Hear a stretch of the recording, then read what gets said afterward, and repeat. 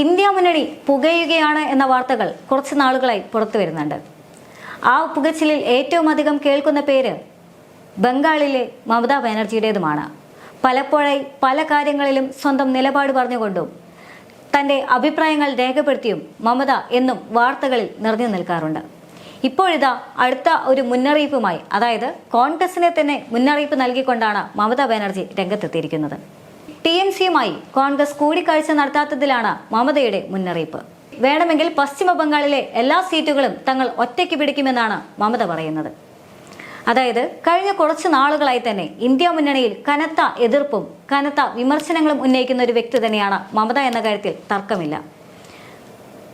ആവശ്യമില്ലാത്ത സാഹചര്യത്തിൽ തന്റെ സ്വന്തം അഭിപ്രായങ്ങൾ തുറന്നു പറഞ്ഞുകൊണ്ട് വലിയ രീതിയിലുള്ള ചർച്ചയ്ക്ക് വഴിവെക്കാനും മമത മടിക്കാറില്ല.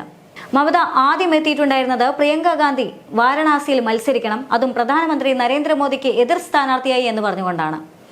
അതിനുശേഷം യാതൊരു സാഹചര്യവും ഇല്ലാതെ തന്നെ ഇന്ത്യ മുന്നണിയിൽ പ്രധാനമന്ത്രി സ്ഥാനത്തേക്ക് മല്ലികാർജ്ജുൻ ഖാർഗെ തന്നെ വരണമെന്നും അവർ പറഞ്ഞു.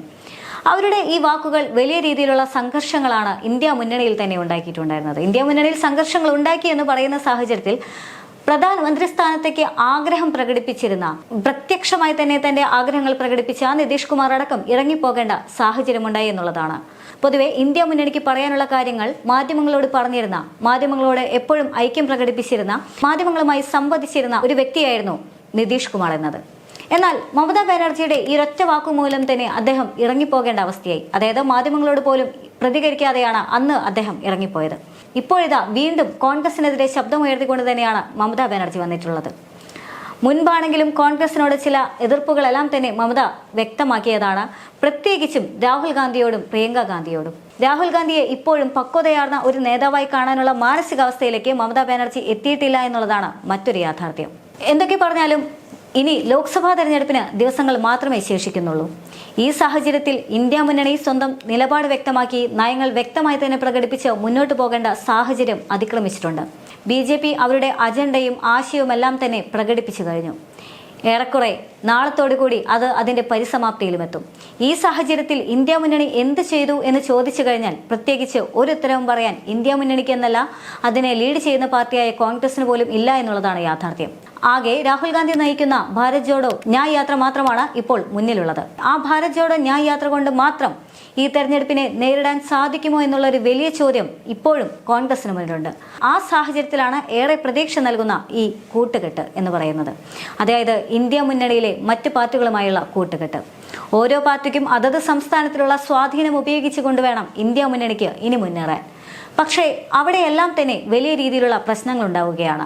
ആദ്യം CPMുമായിരുന്നു മമതയ്ക്ക് പ്രശ്നം. അതായത് മമത BJPയെ തകർക്കാനുമായി താൻ എന്ത് തരത്തിലുള്ള അഡ്ജസ്റ്റ്മെന്റിനും തയ്യാറാണെന്ന് ആദ്യം തന്നെ പ്രഖ്യാപിച്ചതാണ്. പക്ഷേ മമതയുമായി, അതായത് RSSനോട് സൗഹൃദ മനോഭാവം കാണിക്കുന്ന മമതയോട് കൂട്ടുകൂടാൻ അല്ലെങ്കിൽ അവരുമായുള്ള ഒരു കൂട്ടുകക്ഷിക്ക് തങ്ങൾ തയ്യാറല്ല എന്ന് CPM നേതാക്കൾ തീർത്തു പറഞ്ഞു.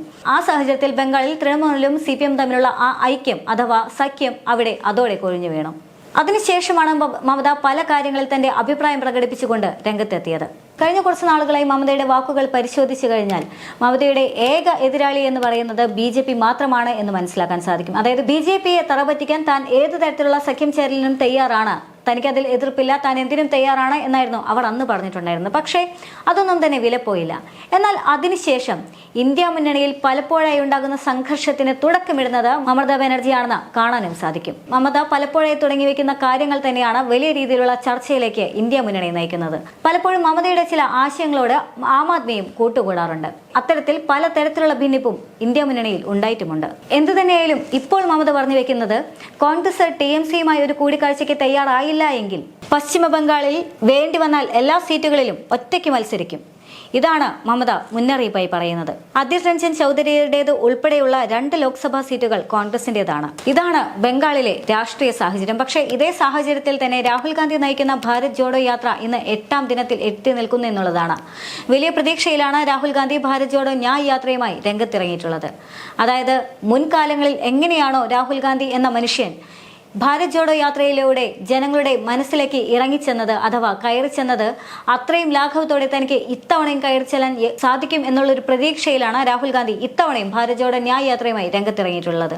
പക്ഷേ കഴിഞ്ഞ തവണത്തെ അത്ര ഓളമുണ്ടാക്കാൻ ഈ ഭാരത് ജോഡോ ന്യായ് യാത്രയ്ക്ക് സാധിച്ചിട്ടുണ്ടോ എന്നുള്ള ചോദ്യത്തിന് അല്പം പ്രസക്തിയുണ്ട് എന്നുള്ളതാണ്. കാരണം കഴിഞ്ഞ തവണ രാഹുൽ ഗാന്ധി കാൽനടയായി നടന്നിരുന്നു. ആ കാൽനട തന്നെയായിരുന്നു ആ ഭാരത് ജോഡോ യാത്രയെ അത്ര കണ്ട് പ്രസക്തമാക്കിയതും. അത്ര വലിയ സ്വാധീനമുണ്ടാക്കാൻ ആ യാത്രയ്ക്ക് സാധിച്ചിട്ടുണ്ട്. എന്നാൽ ഇത്തവണ എന്ന് പറയുന്നത് അത് ബസ്സിലാണ് എന്നുള്ളത് കൊണ്ട് തന്നെ വലിയ രീതിയിലുള്ള ജനസമ്പർക്കം വരുന്നില്ല എന്ന് തന്നെ കാണാം. അതുകൊണ്ട് കോൺഗ്രസിന്റെ ഈ അടവ് അത് എത്ര കണ്ട് വിലപ്പോകും എന്നുള്ളത് വലിയൊരു ചോദ്യചിഹ്നമായി തന്നെ നിൽക്കുകയാണ്. ഈ